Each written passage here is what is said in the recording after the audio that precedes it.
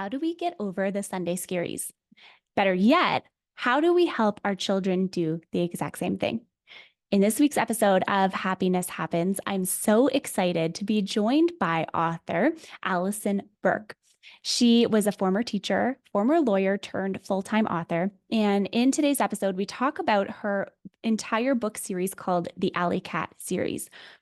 This series was created for children in mind to help them get through some of life's most challenging moments. If you're, listening to this episode and you're like, Simona, but I don't have kids, there's still going to be really tangible takeaways for you in our conversation today, because we talk about how things are so much more than the meaning that we give to them. We talk about stress. We give actionable tips on how you can combat the Sunday Scaries and different ways that you can completely shift and transform your mindset if you just put a little bit of intention behind it. So without further ado, let's meet award-winning author, philanthropist, and co-founder of Expound Publicity, Alysson Bourque. Alysson, welcome to Happiness Happens. I'm so excited to have you on the podcast today. Thank you so much for having me. I am very much looking forward to our conversation. We're going to be talking about the Sunday Scaries and way more other things on top of that. I want to first start off our conversation asking you a question that I ask all of my guests when they come on the podcast. And that is, what does happiness mean to you? So happiness is not a particular moment. It's not something that I actually look for. It's something that I realize. And so every day I try to appreciate the little things in life. Like I woke up this morning, I had coffee outside. The sun was shining. All of those things are happiness. And so I make happiness kind of small, attainable goals. Ooh, I really like that. And I will say, asking this question so many times on the podcast, I never get the same exact answer twice. But I like that you said this idea of those attainable goals, because I think a lot of the times we go through our life without really having awareness around the things that we're doing every single day, and then how that leads us to the next goal, the next thing, the next milestone, the next opportunity, right? And so finding the gratitude in that is so beautiful. I love that. And so today we're going to be talking about your book. Mhm. And what I really like about it is that it's a children's book. And I think that's really cool. So tell us a little bit about it. Tell us about the book. If you're watching on video, she's showing the book right now, which is really cool. Yeah, so Alycat and the Sunday Scaries was just released last month, and it's the 7th book in the Alycat series. So this was the last book that was released in this week-based series, and I wanted to give readers a tool to be able to conquer their fears. And so throughout the book, Alycat, the main character, will go through different situations with her friends where they have to kind of band together and help each other to conquer those fears. Alycat has a fear of Monday, which a lot of us do. And so she inadvertently discovers that Monday will be great and the whole week will be great by the help of her friends and by actually helping her friends. I love that. And so where did the creation of this book come from? Because of course we talk about, the idea of Sunday Scaries. And I think like the character of this book, a lot of people resonate with this idea of being fearful of Monday. And where and why do you think that happens? Like, where do you think that comes from?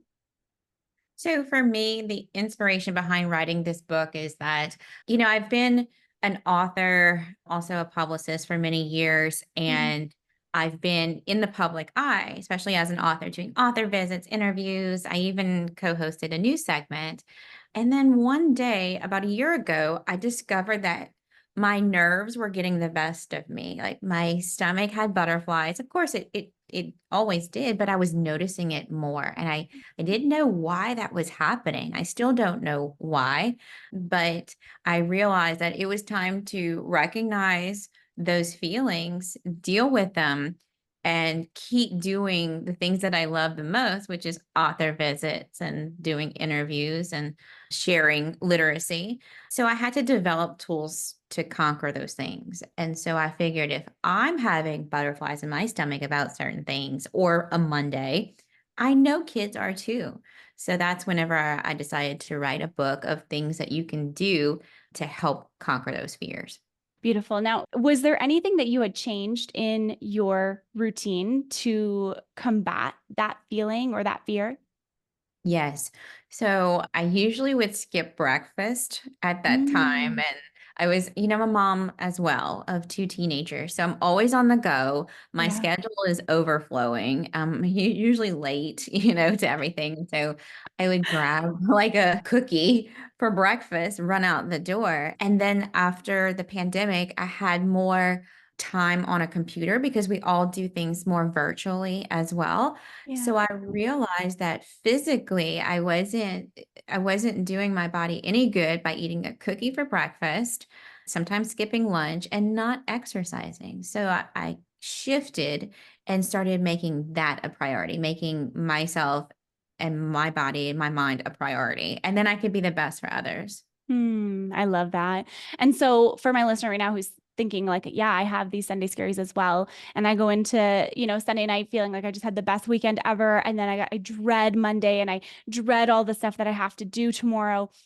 What would you say to that person in terms of advice or a tangible thing they can do to make it feel less overwhelming? So I would find one thing in the week that you're looking forward to. It could be Ooh. something simple like watching American Idol if you're a fan, just anything small that you can look forward to. If you can't find any of those things after digging deep and finding something you look forward to, find something that you do look forward to and plan for that. So, of course, for me, I love retail therapy. I love to shop. So I'll say, okay, what holiday's coming up or something, and start looking for an outfit or a new pair of shoes, just finding something small that you can plan for and focus on that. Love that. Love that. There's this interesting thing within our minds. We like to have control, right? We like to be in control. And I think sometimes when we don't feel like we're in control of our schedules, especially, that can be a really hard thing. And so if you're getting up and you're going to a job that maybe you don't love, and then you have to do a whole bunch of things that are serving other people and not you, and like you were saying before, not prioritizing yourself in any sense of the word, then of course you're going to feel that anxiety. Of course you're going to feel that stress and that overwhelm, right? Because you're literally pouring into everybody else except for you.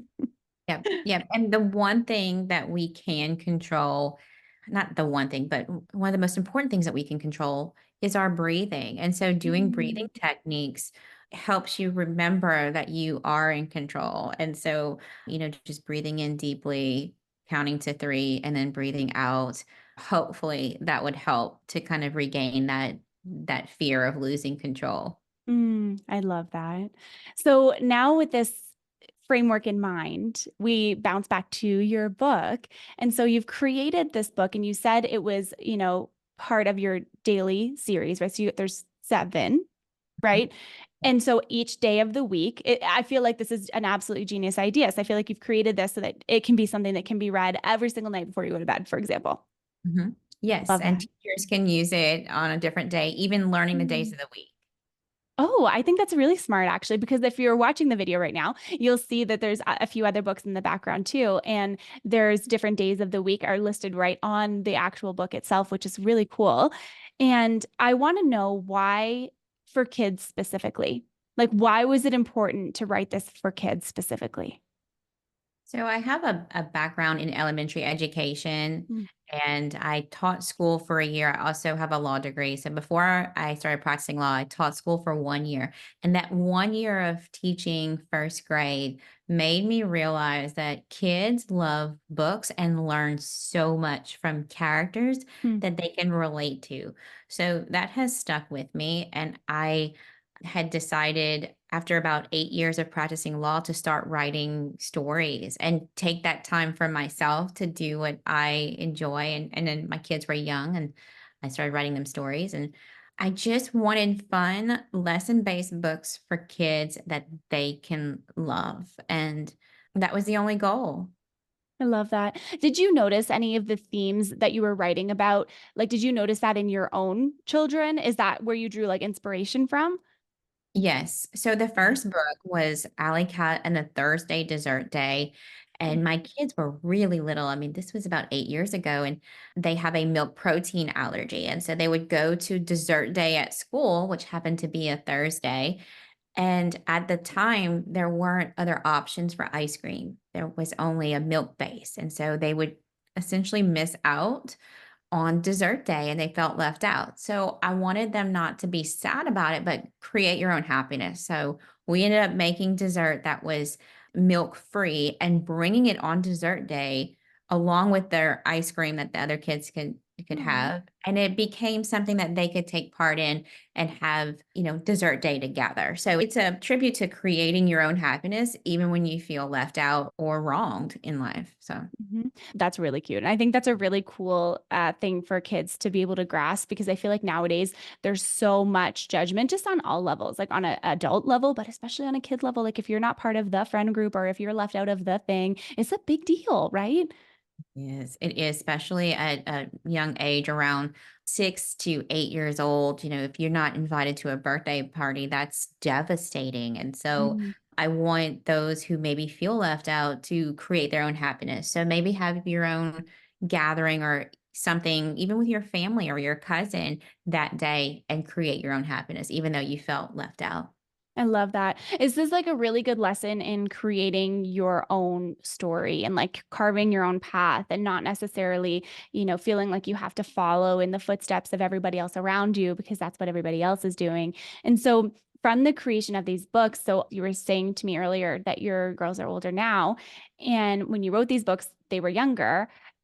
Do you think, or how do you feel the stories that you wrote for them have influenced the people that they've become now?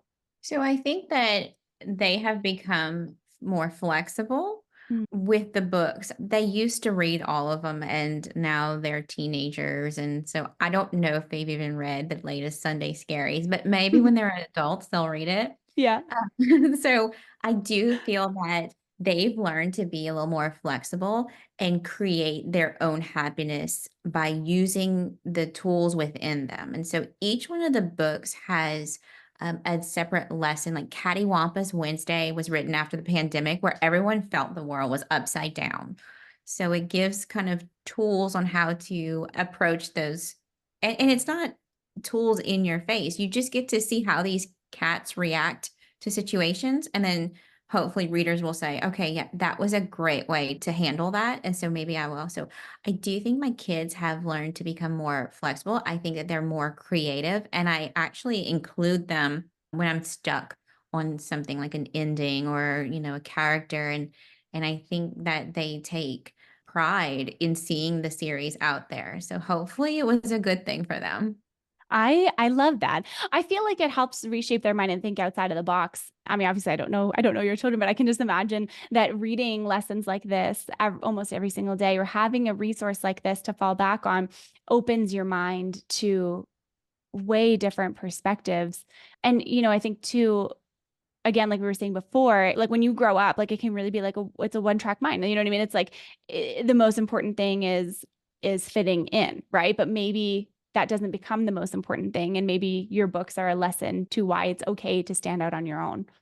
Yeah, and by you asking that question just made me reflect on my journey as an author, from being a Mm. teacher to an attorney, now an author and a publicist for other authors, that they have seen me become more flexible, but also do the things that I love to do, Mm. um, and go for those things that make you happy, and also that they saw me struggle with querying different publishers and agents trying to get picked up. And I Yeah. had over 200 rejections. And so they saw me attempt to deal with that with grace. I mean, I'm not going to just sit here and say, I was so graceful. No, I was very sad, but I kept going. And so I hope that they saw that too, that you Mhm. can pivot from something that you're not quite enjoying and then work really hard and keep doing it, even though people say no. I love that piece of advice because, okay, did you said 200 rejections, right? Mhm. That is something that would make people stop completely and like not continue on. But there's this massive realization of when you don't push towards the thing that you feel called to do, there's so much untapped like learnings for other people who are on the receiving end of that. Like, you know what I mean? Like if you hadn't continued on and tried just one more time, think of how many kids wouldn't have the resources that they need, or like how many teachers wouldn't be able to reference these books. That is really, really cool. I love that. It's so funny with the series. We joke about how it's taken us on this journey because, I've partnered with Operation Shower with the Mm, books, and they bring military baby showers to women who are pregnant mm, and their husbands might be in the military. And so they give them a huge baby shower and they go all over the nation. So I donate books for this, and we get to go and be a part of it and see the joy that it brings. And just everything. I mean, Alycat opened up for the Kids Bop concert here in Louisiana. It's been such a great ride. And I feel so fortunate and blessed that I did just keep trying to knock on those doors to get someone to say yes. absolutely. And I think too, yeah, I just think that this is super, super powerful because I think it's very easy to stop. It's very easy to give up. It's easy to be like, well, you know what? This is it. Like they said no. And, there's no more for me. But when you feel, and I don't know if you feel this way, but like when you really feel like there's something like within your soul, like there's that fire that's burning within you, that nothing is going to stop it.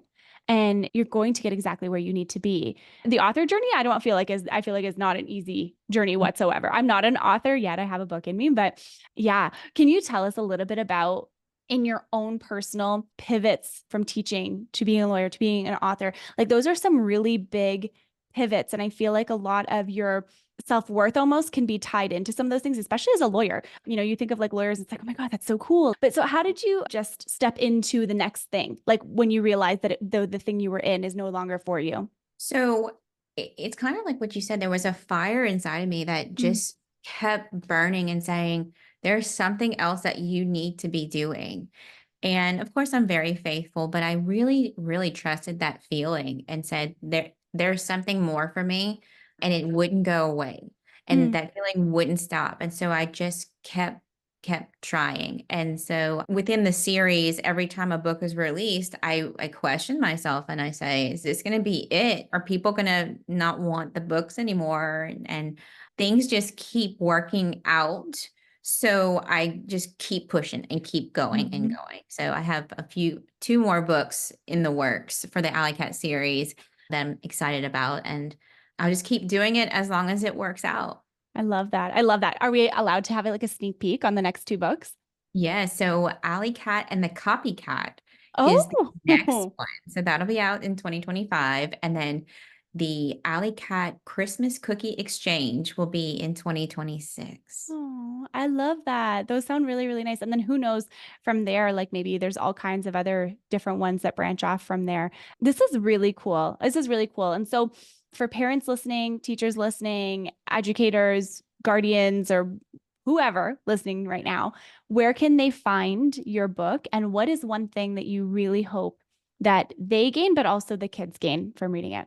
So they can find the books and more information about me and my author journey at my website, alycatseries.com. And it's Alycat. It's spelled a little bit different.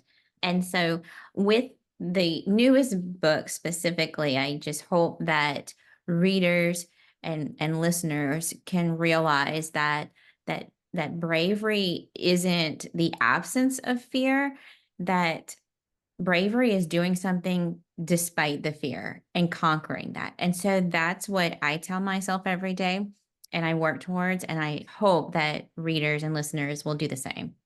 I love that. That's so beautiful. And Alysson, I will have all of the links in the notes below so people can grab your books very easily and check out your journey and more about you.